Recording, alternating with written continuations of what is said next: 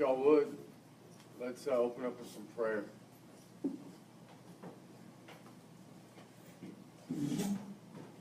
Lord, thank you for the opportunity to gather together, to explore, to study, to share, to hope.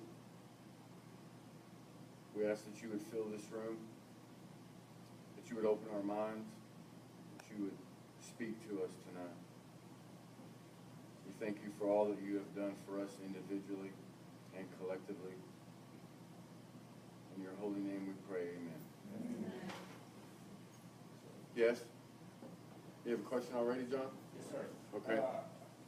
Who do we give our homework to? Well, you're going to hand it to Chris, but get it out. Everybody get your homework out. And then raise your hand if you do not have your homework. What in the world? Do not do it. Yeah, raise your hand if you do not have your homework. My wife, I figured out. You don't have your homework? I just came from the ER. Okay, do you know what you wrote on your paper? Do you? Because I see you. Somewhat. Huh? I already know the answer to that question. So you'll be talking about, we'll talk about that after class. All right. So somebody tell me, let's see. Well, Jessica, what was the assignment? To write down what it meant for For what? it is finished. For what? It is finished. It is finished. If you're new here or don't have it written down, this is a good chance to write it down. It is finished.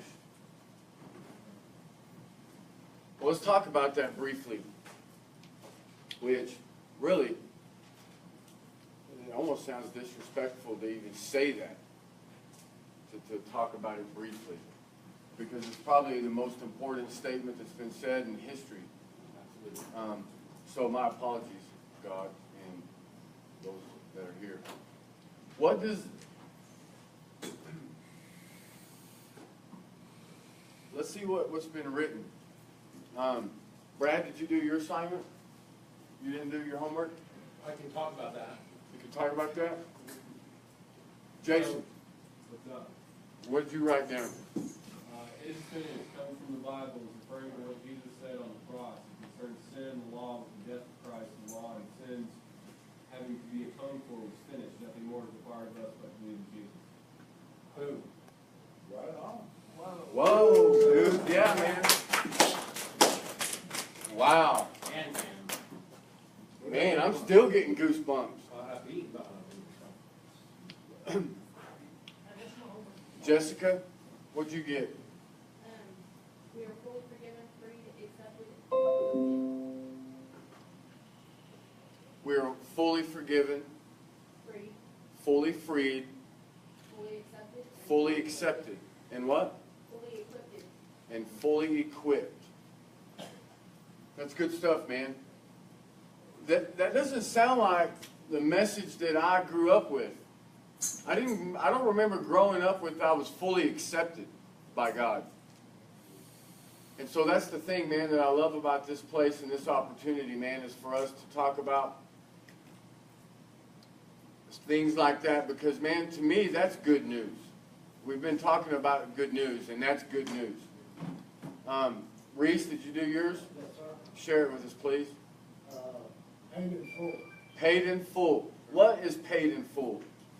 Our sin. Same day. That's right. Let me explain something to you. Y'all know how the economy works on monetary economy. It's based on gold and money. Yes? Yeah. When there's something to be paid for, it's paid with currency. Yes? Something redeemable. But back in the day, or no, let me take that back. In God's economy, debt isn't paid with currency. What is it paid with? Hands. Chris? Blood. Blood. It's a blood economy. Are you with me? The only way that a debt can be paid is with the shedding of blood. And so that's why, and I got to tell you, man, there was a time I didn't know that. And growing up in church or growing up with church talk, I heard about the blood of Jesus and the blood, and it freaked me out a little bit. And I didn't quite understand what was the big deal about the blood of Jesus. And it was a little eerie. It scared me a little bit. Of course, when we talk about blood, it's going to do that some. And then you mix in Jesus, and with a lot of misrepresentation and misunderstanding about Jesus, then I was doubly confused and frustrated and scared. But here's the thing. When Reese said that it was paid in full, the wages of sin is what? Death. Death. Well, let's just take a look at that a minute. Meaning, you see that? You see the scales? Sin, and it's going to be, and the wages of sin is death. And there's only one way that could have been covered, and that's with the shedding of blood. Which is why, up until Christ, once a year, the priest would take offerings into the temple to atone for your sins. And they would shed the blood of a spotless or chosen lamb or dove or whatever, and they would shed, and remember, they would tie a rope to the priest's leg just in case he hadn't had his atoned for and he fell over dead in the temple so they could drag him out. And so when Christ came, that changed. It is finished. It has been paid for once and for all. Are you with me? The irony to that is that we are still caught up in a culture that thinks that it's got to be redone. And I got to tell you, it was kind of a habit for me to pray for forgiveness every time I turned around. It was just habit. Oh, forgive me for that. Oh, forgive me. And here's the thing. It's already been done. And we're so caught up in trying to fix the problem that we're not walking in the solution. We're so caught up in the jargon and the lingo and the conditioning that we're not focused on this. Because you know what I mean? And so that's why it's so important. Who else would like to share their homework? Sarah? I did it, first of all. I did my homework. Well, we're proud of you. I put, I no longer have to worry about anything because God already has it figured out. It's finished. Okay? I no longer have to worry about anything because God has it figured out. But the key word is have to. Okay? That is the key word. Because how many of us are worrying about stuff? Raise your hand. Well, then what's the problem? Well, that is right, Reese. We are the problem. Man, that's a dynamic of a relationship that is a little different and yet similar to any relationship that we have with people. Loved ones, family, children, significant others. Is that level of doubt in the relationship. Isn't it true that when you have a partner, and the more confidence you have in that relationship, it's almost as if every other area of your life seems to have, you have more confidence in every other area of your life. I was married for 15 years, and for the vast majority of that time, I was so confident in our relationship that I didn't worry about bills. I didn't worry about trouble at work. I didn't worry about a lot of stuff because the confidence I had in this relationship, in our marriage, it kind of blanketed everything else to where I felt like it was going to be okay. No matter what happened, it was going to be okay because this person loved me and I loved them. And because of that, we were going to be able to endure or overcome just about anything life threw at us, including the stuff that was of our own making. Yes? Yeah. Yes. That last part is a little more difficult because due to my own making, that relationship ended. Now, by the grace of God, we've mended that relationship and we're good friends today, which is a blessing. But here's the thing. as humans, man, we make mistakes. But just imagine the relation. Has anybody else experienced what I've just described about having confidence in a relationship and how you just felt more confident in life? I mean, you can relate to that, yes? And I don't know about you guys, but that's what I'm looking for. I want to experience that again. The good news is that I've done some work on me. I've surrendered some things. I've grown. I'm older. I'm wiser, hopefully. And so I think I'm going to be able to bring to that even more so than I did in the past. And some of those lessons were learned the hard way. And so I want to experience that kind of security again. You know, to me, that's more important than financial security, than job security, than other securities, because as a result of my security in this relationship, I'm able to be more confident in life in general. Well, just imagine having that similar impact and effect in our relationship with God. Absolutely. You know what I mean? But there's a problem with that. It seems to be much more difficult for us to place such a level of confidence in our relationship with God as it is in our relationship with people, even though God will not let us down. But people will. Even though God will not leave us nor forsake us, even though God has paid the ultimate price so that we can be free, we still have trouble having such a level of confidence in this relationship so that it spills over into our confidence in life in general. You know what that means? That means we really don't have that strong of confidence in this relationship. So the thing is, man, and I got to tell you, I do experience it today, throughout the day, ebbs and flows. When I find myself doubting, when I find myself fearing, when I find myself in indecision, I cycle through solution, which is part of the blessing of being in recovery and around recovery for so long, is that it's become a working part of my mind. I know some solution. And I always come back to God. And when I put my faith in Him that He knows what He's doing, then these fears tend to lessen. These doubts tend to lessen. These insecurities tend to lessen. And so I'm here to tell you, man, that one of the most powerful things, one of the biggest assets that we can have, one of the things that we can have going for us that's above any other, is to place and work on our confidence in our relationship with God.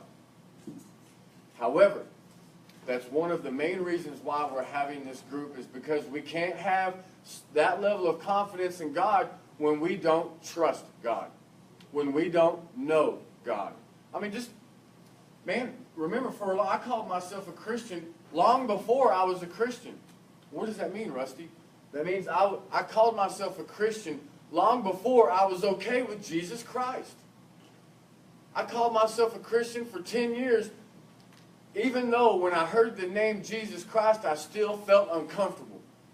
How in the world am I going to experience a security in a relationship that will cover me in other areas of my life if I'm afraid of the very name in which the relationship exists?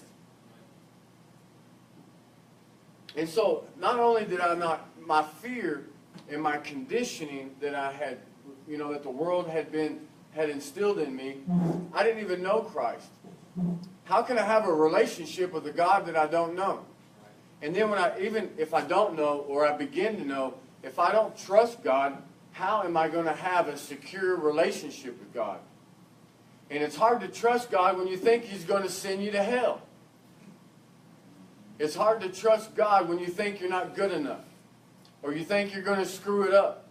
Folks, and I'll tell it to anybody that wants to hear it, and those that don't, in a way, because there's pastors that argue over this to this day.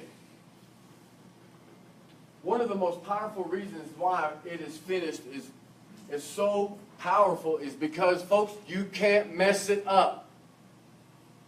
He did what he did so that you couldn't screw it up.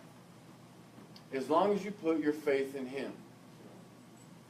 In other words, in my marriage, I made some mistakes that cost me. She made some mistakes. Are you with me? And man, it's almost a travesty that these days in relationships, people are quick to pack their shit. Now, granted, there comes a time where maybe it needs to be packed. Are you with me? But I mean, when it gets tough, or it gets uncomfortable, or whatever, we want to withdraw. And the thing is, man, is that God's not going to move. Once you've asked God into your life, once you say, God, look, I want to be in a relationship with you. It's as corny and as cheesy as it was for us in junior high when we passed the note in class that said, will you go out with me? Even those little, you know what I mean? How many of you remember those? Yeah. Okay. And the thing is, man, is that with God it's no different, except we see him so reverently, so holy, that we don't see it as simple as saying, God, can I be in a relationship with you? And that's the thing about God. He is so many different things. He is holy, yet he is simple. He is reverent, yet he's just like you and me. Are you with me? Yeah. In the aspect that he wants us to talk to him just like we did the girl on the playground or the guy on the playground when we were in junior high and we said, will you be my boyfriend? Will you go out with me? Will you be in a relationship with me? You know what I mean? Even today, those of us that are 30, 40, 50 years old, we still have a hard time saying, would you like to go out with me? Or would you like to be in a relationship with me? Which, I take that back. People in AA don't have a problem saying that. Greg, will you bring me that rock star over there on that back table? Rusty, can I say something about it? Is finished real quick? Yeah, man. So, that's the very last words that Jesus ever spoke. And when that happened, and this is just how I picture it, and it talks about it in the Bible, the Holy of Holies, when he had to drag the priest out, you know, you go in there as high priest.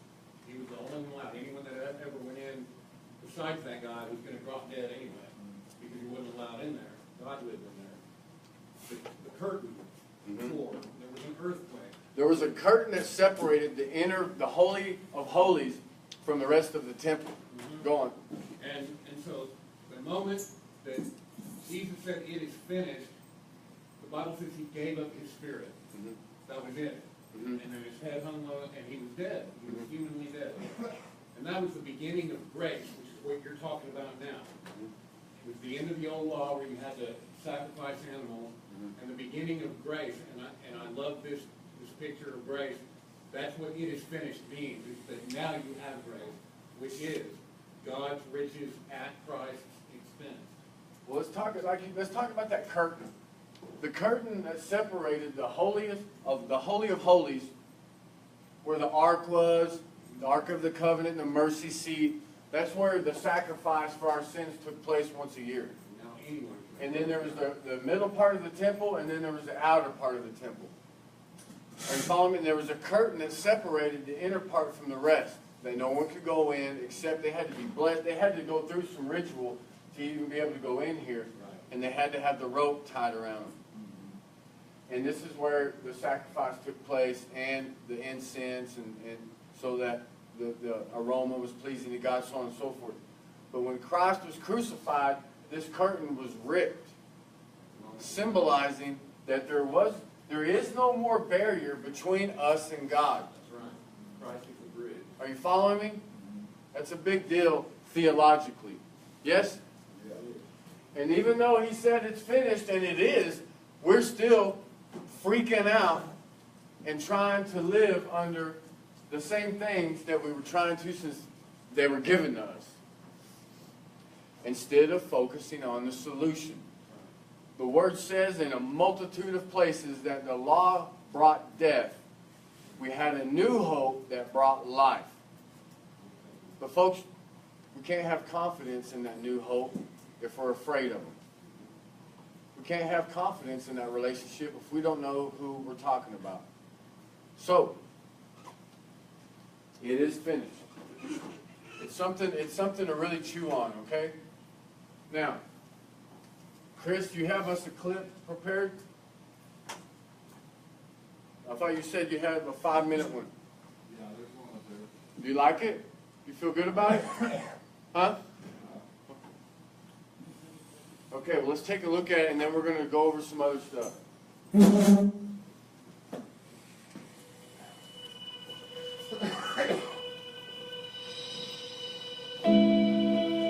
It was almost 11 years ago now, but I still remember the moment to this day. I was 15, didn't have my license, was driving with another friend of mine who did to a high school basketball game just to watch some of our friends play. And we went to Target beforehand because we had more time to kind of waste and kill. And I remember just going in like I had before, actually, a lot, I think, for the past couple of years at that point, and grabbing a couple CDs, unwrapping them, taking them in the bathroom, putting them in my shirt or my pants, and then basically just heading out back to the car. But little did I know that Target has people in plain clothes on their security team, and we were being watched the whole time, and he'd already called the cops. And I still remember the moment of just fear striking in me when we got back in the car, and I just heard this screech, and then all of a sudden I saw these blue and red lights, and we looked behind us, and there was basically a cop car blocking us in, so we can't pull away. And I remember them pulling us out of the car, kind of putting us on the ground, putting handcuffs on us, and man, even just recounting it, I still can kind of remember that fear that was in me just instantly of oh my goodness, like we're getting arrested because of what we just did. And also even looking back and realizing it was 5 CDs worth something like that. I think to this day the thing I remember most is just the fear of, in that moment, I haven't had as much tangible, sharp moments of, wow, the decisions I'm making are probably not the best. It was kind of this moment where it finally hit me of, man, me as the king of my own life, me making these decisions where I think I know what's right, do whatever I want, with no ramifications, finally hit me right in the face and said, no, it does. It does have those ramifications. And I think the biggest lesson I learned, which is interesting looking back on it now too, is because the fear was so strong, I stopped for like a long time. I never wanted to do that again. I promised myself I never would, but it only took about a year until that kind of wore off. The fear wore off, and I started doing it again, maybe even to some degree worse. And it wasn't until I started following Jesus at 19 that I really started to see, man, sometimes we project that exact kind of dichotomy right there on God, right?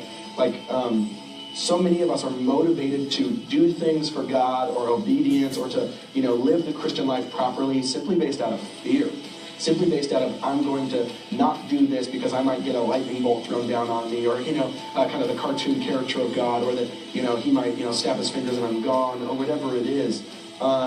When in reality, not only does that not produce lasting obedience, that doesn't bring joy to the Father, right? And what I mean by that is something motivated by fear doesn't even produce what you're trying to produce, good, lasting obedience, because it's just kind of like me being a parent now, I see it, right? Where it's kind of the kid won't do something when I'm in the room, but when dad leaves the room, then they totally act different. And I think that's a lot of times how we think about God. Like, oh, if he's watching us, or if I feel that I'm not going to do it. But when we don't feel like that, then we don't. But what God's really looking after and looking for is children who follow him because they realize that his way is the right way, and it actually brings shalom, where the whole world is operating rightly when we follow his way, when we follow Jesus. It's what it means to be truly human, to actually follow the truly human and the truly God-born Jesus, God in the flesh. And I think that's what I learned that day, that, man, if I actually want to change my behavior, if I actually want to live rightly, it's really got to come from a place of realizing that God actually is not waiting to throw a lightning bolt down on me, but he actually sees me, and he says, I love you, and I want to lead you to the path of joy.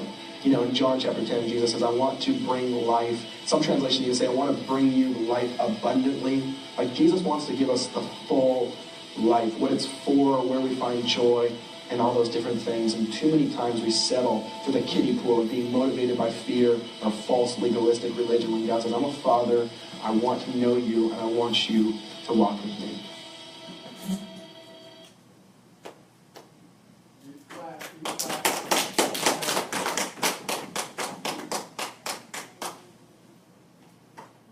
Now, there's something that I wish somebody would have talked about with me a long time ago. And it's something that Reese and Mike have in common that is a beautiful thing. And that is they doubted. Same with me. It's just the only reason I know that is because I know them and they shared it with me. I don't, and folks, one of the most sincere things that you can do, if not the essence of life, is to be honest. That's the reason I called myself a Christian a long time before I did. I was afraid to be honest. I was afraid to say, I don't know if I believe in God. I'm afraid of God. I don't know what I believe. I have a lot of questions. I have a lot of doubt. I don't understand. My ego and my pride kept me from saying those things, and so I pretended to believe. Because I hung out with other people that believed. I went to more Bible studies than you can shake a stick at. I've baptized people when even I had questions. But I did so because they seemed to know. They seemed to know of a God and wanted to be in a relationship with a God. And maybe they were just going through the motions because everybody else was. I don't know. But that's the first place to start. And I would encourage you to encourage those around you, your kids, your neighbors, your friends, your coworkers, your family, or whatever, in meetings, is to encourage people to be honest. And the best place to start is saying, I don't know. I don't know. And because, man, I don't know how many of you have tried dating in a while, but dating is similar to getting to know God because you don't know, there's a lot about each other you don't know. You've got some questions. You've got some fears. You've got some expectations. And so, here's the thing about God, is that we tend to go from 0 to 60 because we go from non-believers to believers. We hear it in videos. We hear it in churches. There's only two types of people. There are non-believers and there are believers. But folks, I beg to differ.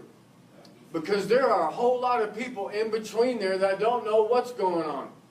And I was there for a long time. I didn't want to be an unbeliever because they're going to get left behind. They're going to go to hell. But folks, that's not the reason I really wanted to believe in God. Now I want to believe in God because I want a relationship with hope. It's not because I want to be left behind. Hell, we've been to hell. You know what I mean? And so, there is unbelievers and then there's believers. And I thought that you either didn't believe in God or you knew God and that was it. And folks, that's just not true. There is so much in between and that doesn't even get talked about. We go from you don't believe and to over here that you do, and you're supposed to know some things. And here's the irony. 3/4 of the stuff that we're supposed to know isn't even applicable anymore. AKA, it's finished. We're supposed to know a whole bunch of stuff that doesn't even have anything to do with us. You know what I mean? And so, that's one of the coolest things of being and watching Reese and Mike, man, is their journey. Mike hadn't even gone to church in I don't know how long until recently. And it's been a blessing to see him show up, man. And man, I've been watching God work in his life. And because God's been working in his life, it's like Mike has been waking up over and over again. Electricity getting turned on. Jobs, car, boys. And here's the thing, man. Sometimes, man, God is just, he's relentlessly pursuing us. But we don't always recognize it until we realize who is courting us. Are you with me? That's like, God doesn't necessarily want to be a secret admirer. He wants us to be. Because we get ego and pride involved. And we want our name on billboards. God doesn't necessarily want his name on a billboard, but he does want it in your life. He wants you to know. A lot of times, hey man, this is me. And I love you. And I am pursuing you. And I'm not going to leave you alone. I'm going to continue. You can shoot dope to shut my voice up. You can drink until you can't stand enough to where you can't hear me. And I'm going to keep on whispering in your ear that I'm here. And the time's going to come where you're going to be, okay, God, I hear you. And that leads me to the next thing. Write this down. It's a word we've got to overcome. Obedience. We heard this guy say it. For a long time, man, I'd hear the word obedience and it would scare me. Because I automatically equated obedience with the law. That I'm supposed to, I got to live up to the 10 Commandments. I got to live up to the law. And if I don't, then I am disobeying God. Folks, since the history of time, since the law came, we've been unable to live up to the law. Which is why Jesus came in one of the first places, is so that he could finish that. Are you with me? That's right. But here's the thing. Obedience doesn't have to do with the law. We've got to get to where now we understand that what we're trying to obey is God. True enough. Hell, write it down. When you hear the word obedience, man, we've got to try to grow in this relationship. We've got to try to be obedient to God. It's not about being obedient to the law. Are you with me? Even though God may be telling you, hey man, that ain't yours. Don't take that.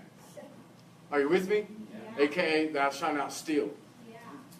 But the thing is, folks, and I'm going to go on a limb here and tell you,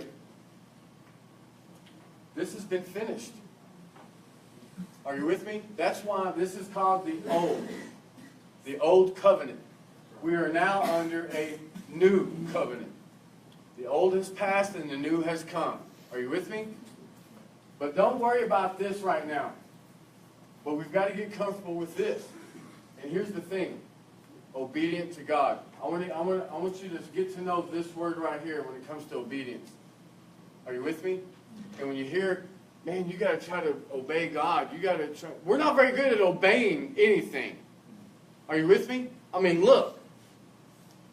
You know what I mean? Yeah. But you know what? I'm a lot better at obeying than I used to be. You know why? It's because I don't want none of that. I don't want to go back to suffer and pain and destruction. I want to sit on the porch and drink coffee in peace. But in order to have peace, I need a clear heart, a clear conscience, and a clear mind.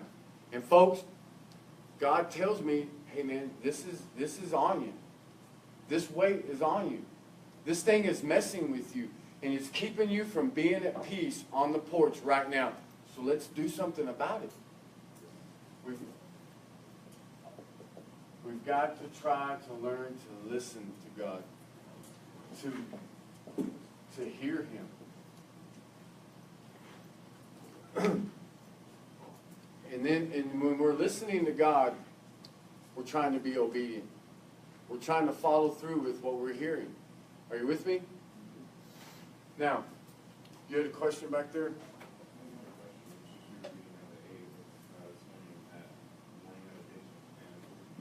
On the subject of obedience, I don't remember exactly what it said, but I remember thinking, not because you have to, but because you want to. The only real freedom a human can ever know is doing what you want to do, doing what you ought to do because you want to do it. This great realization, you're talking about that piece in the book? The only real freedom a human can ever know is doing what you ought to do because you want to do it? And love does not require a person to change. You change because of it. Yeah. That's it. I saw that on Facebook today too, Brad. Except it said a man doesn't change for a woman because she says he does it because he wants to, kind of thing. No, I got mine from a book or something. Well, it's probably better than Facebook, that's for sure. Tell me again. I did post it on Facebook last week, that love does not require us to change. You change because of it. That's And right. that goes for God and your soulmate. Anything else is counterfeit. Ooh. That's what it was. Where'd that come from? My friend Layla in Canada posted it. And I was like, yeah, That's what's up, man. Yeah, that's good stuff. So, back to this honesty thing. Sarah? Okay, so how come when I think of obedience, the first thing that comes to mind, this is I think why I have an issue with obedience, because submission Mm-hmm. comes into play. Mm-hmm. A lot of that's just conditioning. reason that when you think about obedience, you think of submission. And here's the thing about submission, similar to surrender. We've got this bad taste in our mouth when it comes to surrender or submission. But you know what? That'll change. And you know what will probably change it? When you get to where you don't mind it. Meaning, I used to have a problem with submission too, until I ran some shit. And then I thought when I was in control and leading and made a mess of things, then I didn't mind submitting. You know what I mean? And that's the funny thing about life, which I think is one of the reasons why we're here at 0 to 85-ish. You know what I mean? Out of eternity, why are we in this place for X amount of years bumping into stuff? And I think a lot of it has to do with that type of learning. A learning on a level and a plane and a dimension that serves a purpose. I don't necessarily know what that purpose is, except for some type of growth. A type of growth to where we don't mind the things that we used to, like submission. And here's the thing, so let's just take a look at that for a minute, Sarah. There's an all-powerful, loving God that wants to change you. He's not just the author, but the perfecter of your faith. He who began a good work will see it to completion. And yet we don't want to submit to that. A lot of that's because of our own will and our own desire and our own want. We're thinking that we may not get what we want, because he may not want the same things that we want. But the thing is, man, is that the way we're supposed to probably be is we're supposed to want what he wants, instead of waiting around or trying to get him to want what we want. Travis talks about it all the time on Sundays, man, to where we try to do God like that. And I get it. And here's the cool thing about God. He gets it. He gets it. Hell, our kids are the same way. Am I right? They try to manipulate us to let them have what they want. Instead of how many of our kids want what we want them to have? You know what I mean? But guess what? That's going to change. How many of us used to be like that, where we thought our parents were crazy, and now we're like, oh my God, I should have listened to my mother a long time ago. Am I right? Yeah. The thing is, man, the cool thing about God, once again, about this finished thing and about his love, and it's one of the things that freed me to engage this relationship with God, is when I realized I can't mess it up. I've done some horrible things, and God still loves me. The problem is that on the other end of that grace, a lot of people fear grace that are religious, because they think that we're going to do whatever we want to do now that we've got grace. Well, first of all, we've been doing that. You know what I mean? Grace is not a license to go do whatever you want to do. Grace changes us. Have you ever been in a relationship and they forgave you for something? And have you ever experienced that drew you closer to one another because they did? Have you ever had a friend that you did something to and they forgave you for it, and it made you better friends? Now that's true forgiveness. Because people say they forgive all the time and don't really, and they harbor a grudge. And it stays a thorn in the side of that relationship. Folks, forgiveness is one of the most powerful things. And we hear, it's not for them, it's for us. And you know what? It is. But for those of us that we choose to be in relationships with, it is for us. It's one of the most healing and powerful things in a relationship. Are you with me? So, I wanted to ask a few questions, though. Back to this honesty thing. How many of you are having trouble with your relationship and believing in God?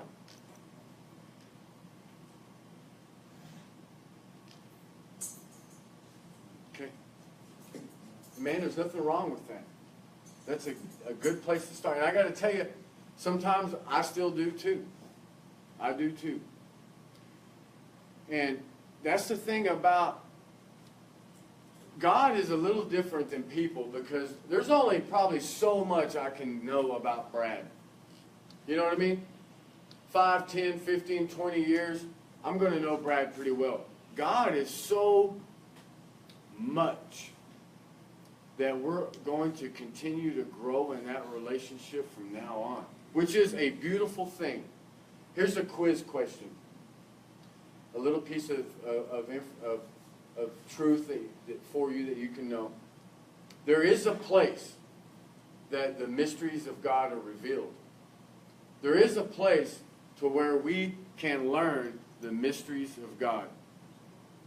Who would like to guess where that place is? Mike? Within our throat. Mandy? Keep on. I'm going to give it away, but I don't want to give it away. I want to challenge you to think. The mysteries of God are revealed in blank.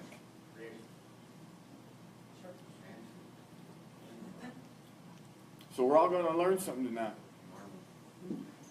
And I'm going to show you some irony in that. The mysteries of God. How many of you would like to know the mysteries of God or learn some mysteries of God? Man, I'm all about mystery. And here's the irony to that. I've been a spiritual explorer for many years. I've studied spirituality, and I looked in every place except for the place I'm about to write on this board, which is trippy. You know what I mean? And I learned a lot, but I didn't.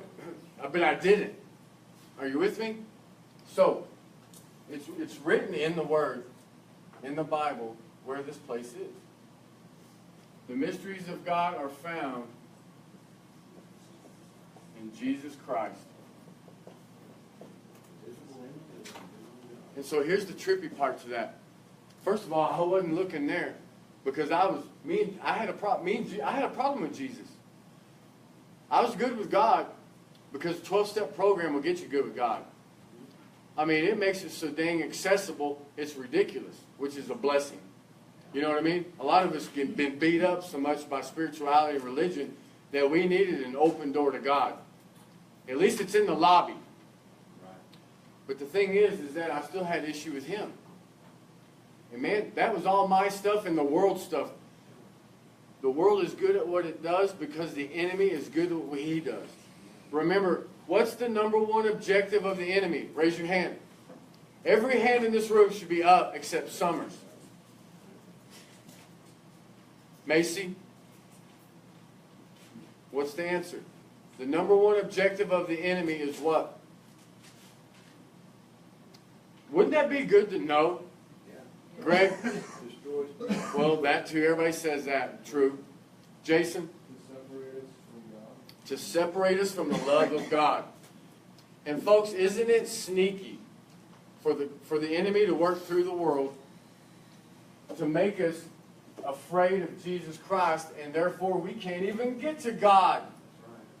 Oh, we think we can, but we're afraid of God. We're afraid of Jesus. You know what I mean? And the enemy has succeeded in separating us from the love of God, but he hasn't. Because folks, stand on this truth. What can separate you from the love of God? Raise your hand. Raise your hand. What can separate you from the love of God? Amber? I knew you were gonna say, This would be good to know, folks. Macy? Yes, you do. I'm on you. Jesse? Don't say, hang on, folks, listen, don't say it, don't give it away. Follow me here for a minute. How in the world can we, you know what? Those of you that say, man, I'm having trouble with God, I'm having trouble with my relationship. You know one of the reasons why? Is because there's some fundamental things that you haven't stood on, like what can separate you from the love of God? Because if you don't know, then you're going to have, I can see how you can have some trouble with God because you think something can mess that up. So, back to the thing. Chris. Nothing. That's right. Write it down. Next week, I expect you to know. Hell, Macy, if you've not learned anything or don't learn anything from me for the rest of our lives, then guess what? I have told you enough. I've told you the most beautiful thing that there is, and that is that nothing can separate you from the love of God. I'm gonna tell you, man. Folks, they don't get no better than that. I mean, I can tell you a lot of stuff, and we can get goosebumps till the cows come home. But if you learn that tonight, then I've done my job. And I'm grateful. Because, folks, that freed, those little bits of truth freed me. To be able to enter into a relationship with God, because I was afraid of Jesus until it finally got through my head that, dude, I don't know who told you and what they told you, but it was wrong. Jesus loves you, dude. And there is nothing that's going to stop that. There's nothing that you can say, nothing that you can do. Because, folks, we've done it. I mean, everybody thinks, oh, yeah, there's some things you can do to keep him what? You can break the law. No. Folks, once you enter into a relationship with Jesus, that's the powerful thing that we have a hard time wrapping our minds around. Because as people, we're used to conditions. If you do this or if you do that, it's over. Folks, with Christ, it's only, just keep your eyes on me, man. And even when they wander, I am here. People think, oh, well, if that's the kind of relationship that we give, then we get to do whatever we want. Folks, get into a relationship and see what happens. How many of you, man, I don't know if you have or not, but how many of you have had a relationship that made you a better person? Even if it's a friendship. I mean, like Chris Wyatt is like that with me, dude. Because of our friendship, man, he makes me want to be a better dude. He's thoughtful and does things for people and does things for me. Like today. We don't have much, but it's a big deal for us, and it has been a big deal for us for a lot of years. Coffee. It just is. We may have dug through the couch for quarters to be able to buy coffee, and we do it, and we did it today. I had $7, I think, and he had 20. And we go to get coffee, and I'm going to buy coffee because I'm the one that brought it up. And I'm not going to tell him, hey, let's go get coffee, and then I'm going to be like, you're going to have to pay, because I hate that. So I pull out money, and he says, well, I got 20. I was like, well, I already said. He goes, no, I'm going to buy coffee, and then with the change, we're going to have about the same money. I'm going to have about 7, and you're going to have about 7, because that's how much you got now. Folks, that makes me want to be a better dude. I'm a better guy because of my friendship with Chris Wyatt. You know what I mean? And I want to be that kind of friend. And the thing is about God is that we think that grace is going to make us just act out of control. But it doesn't do that. When I wrap my mind around how much I don't deserve what God has done for me, folks, 16 years clean on top of the world, relapsed, lost it all, hurt lots of people. And he brought me back from the dead to stand before people one more time, even though I blew it the first one, to talk about God. And you know what? The only thing he said to do, he said, I'm going to bring you back from the dead under one condition. And it wasn't even a condition, because God doesn't do conditions. He just said, tell them about me. Tell them not to be afraid of me. Tell them I love them. And tell them that anything that they have heard or believed that is different than that is a deception. Because I love them. And help them understand that. And I can relate to Paul. Paul was one way, and then he was another after he encountered Jesus. Folks, I am too. And it ain't like I'm a holy roller or this, that. I've prayed and studied to be able to quote Scripture for 20 years, and I can't do it. I've prayed, God, help me to quote Scripture. But you know why? It's because I wanted to sound like I knew something. And some people are good at it. Man, they can. In Romans chapter 2, verse 3, it says, and I've tried to do it, and I can't do it. So God, and you know what? Tonight, I almost just said we're going to pray and then we're going to dismiss because I ain't feeling it tonight. Because I'm human and I'm going, it's crunch time, man, and there's a lot going on. And I just didn't know what I was going to do. And I'll be dang if I get up here and we get going, and God waits until the last second to show up, and then he goes, I got this. And it's like I've been watching and listening just like you guys have. You know what I mean? And it's irritating to me. After group, I'm going to be like, God, man, I wish you wouldn't wait until the last minute, because I was about to say, I just ain't feeling it, folks. And that's when I learned this a long time ago, that God will work through us in spite of us. You know what I mean? All things work to the good of those who what? For those that love him. We're going to get, we're learning. We're learning. Now, let me take a drink of this because God's messing me up. He's got so many thoughts coming, I can't talk fast enough. Now, real quick.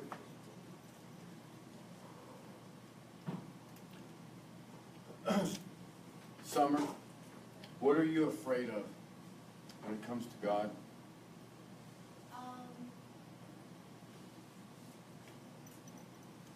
Gosh, that's a good question. I feel like mostly what hinders me from my relationship with God is feeling not worthy of it, damaged. Are you familiar with some stories in the Bible? Very few. My faith is new. I wasn't raised in a Christian home, and I wasn't raised in the Bible Belt. That's kind of why I came back to it. My soul craved Lubbock, Kansas, of all places. There's a story, man, and it ain't like I know them all a bunch, but I know a few. And one of them, and it's one of my favorites because Jesus and his disciples were walking, and they walked everywhere, which is why washing feet was a big deal back in the day, folks. Everybody thinks, oh, they washed each other's feet. That's so, our feet. Well, folks, back then, their feet were dirty because they walked around in sandals and those. They didn't have socks and stuff. Are you with me? So they washed feet was a big deal. And anyway, they're walking. There's a bunch of people, and Jesus is teaching, and he's healing, and this and that. And now remember, they're Jews, and they don't mess with Gentiles. Jews don't mess with Gentiles. That's what, but yet we're still trying to live under the law, which is kind of weird these days. And it wasn't even given, anyway. They're not even allowed to talk to us, but this Gentile lady snuck in there and thought, man, if I could just touch his robe, it'll heal me. And so she sneaks up there and touches his robe, and he goes, whoa, stop. Who touched me? And his disciples were like, gee, everybody's touching you. He goes, no, I felt power leave me. In other words, somebody had faith. Who? And she goes, I did. And she said, she was I don't feel. He picked her head and he goes, woman, daughter, I love you. Of course you're worthy. Your faith has healed you. And there's a statement that says, even the dogs eat scraps at the Lord's table. And I love that because I used to see myself as a dog. And even the dogs eat the scraps at the Lord's table. But folks, here's the thing, and it took me a while to hear this. You're not only invited in, but you are adopted as a daughter. We are co-heirs with everybody else. There is no more Jew or Gentile, high or low. We are all now children of God because of what he did. Because of what he did. And that's the thing, man, that I finally started hearing some of that stuff, and I realized, because I've done some terrible things. And there's nothing too low that he hasn't seen and loved us anyway. And so that's one of my favorite stories in the book, as is the woman at the well.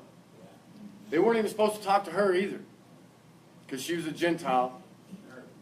And he sent everybody away and had a little conversation with her. And he said she was fishing for water out of the well. And he goes, I can give you something to drink and you won't ever be thirsty again. And folks, that's hope. So listen, what I encourage you to think about, man, is that your relationship, it's a relationship. And I don't mean, because I've heard that in many places. Oh, it's a relationship, it's a person. But what is a relationship really? You can tell how many, don't start putting stuff up, let me tell you about a relationship. You can tell how, ask Mandy about that. She's like, I ain't putting nothing up. Isn't it true that you can tell how much have you ever had those goosebumps and those butterflies? And or you can tell how much a relationship means to you by how often you think about them. Yeah. Even if your kids, man, I think about my kids all the time. My mom, my friend, or your significant other. You know what I mean? And the thing is, man, is that this relationship that we're talking about is, do you think about God? Do you realize how often He thinks about you? And do you talk to God? Do you talk to somebody that you're in a relationship with, whether it's a friendship or family or, you know what I mean? Do you talk to them? Well, of course you do. But a lot of times we're afraid to talk to God because we've done something wrong, and we don't want to talk to God because we've done something wrong. And so we'll avoid God. I'm not going to pray because, man, I messed up. Instead of God going, man, talk to me. Talk to me. Because no matter what you've done, I'm here. I'm here. And we can work through this together. Instead of the enemy coming in saying, don't talk to God because you messed up, dude. And then we're separated. We think we're separated from the love of God, but we're not. Because what can separate us from the love of God? Raise your hand. I know. Amber. Nothing. Nothing. Absolutely nothing. Yeah, good clap. Okay. Well, apparently we said what we needed to say for tonight, man. And any questions? Sarah, you're still here? I thought you'd already left. I seen you packing over there. Nothing's packed. I'm just kidding. So when you talk about how we don't want to talk to God because we messed up, how can we not talk to God? Because He already knew we messed up. He knew we were going to mess up before we messed up. And He does, but we've heard that since the get-go. But that doesn't mean. Well, no, I'm So, asking, no. what are we running from? I know. What are we hiding You're from? right. He already knows. So why are we hiding from God when He already knows what we did? And we know, and I heard it Sunday, we know that, but it doesn't matter. We're still going to avoid God. You know what I mean? It's just like being in a relationship with someone and they already know what we did. The thing is that we don't really believe that. Because if we really believed God knew and loved us anyway, then we wouldn't hide from Him. Which is why I don't hide from God anymore. I don't have a secret area in my house, in my heart, that I hide from God because it's no good. I had a place, we all did. We had a part of ourselves and a place in our heart that we hid from God because it was nasty. It had the terrible stuff that we did. And I would let God in every area of my life except that one because I didn't believe. I didn't really believe that He loved me no matter what was in that room. But when I did, I opened every door in my house.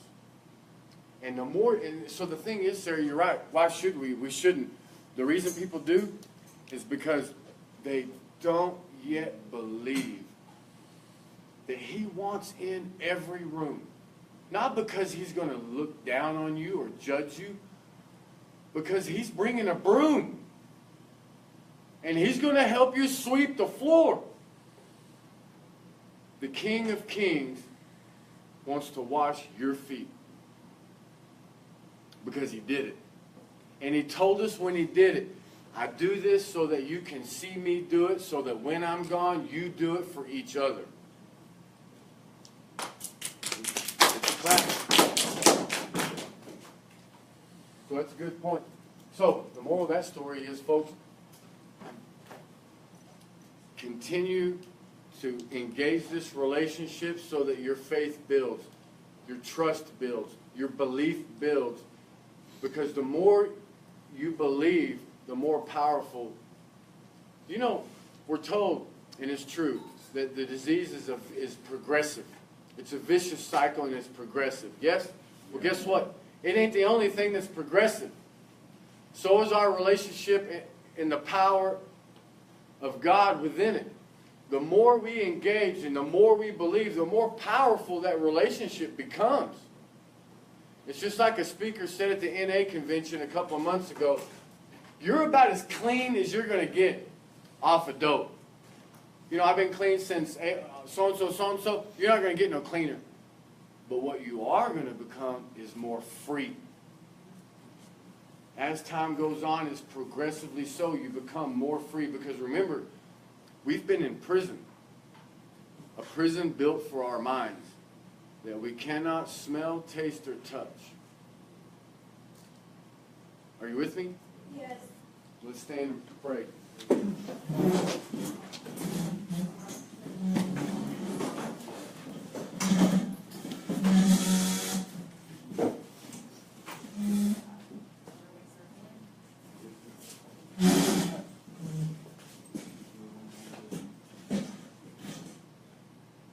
Chris, you want to take us out, man? Sure.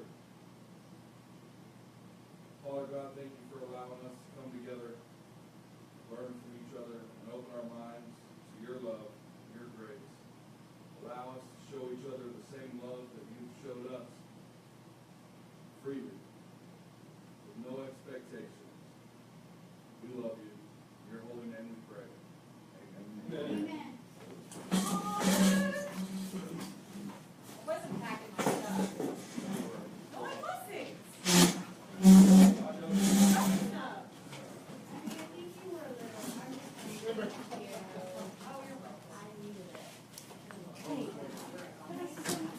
Yeah. Yeah. I have a long time. That's Caitlin Sarah, will you turn that is off? my best friend. Oh. I've been friends with her for years. Somebody tell me Get that. froze.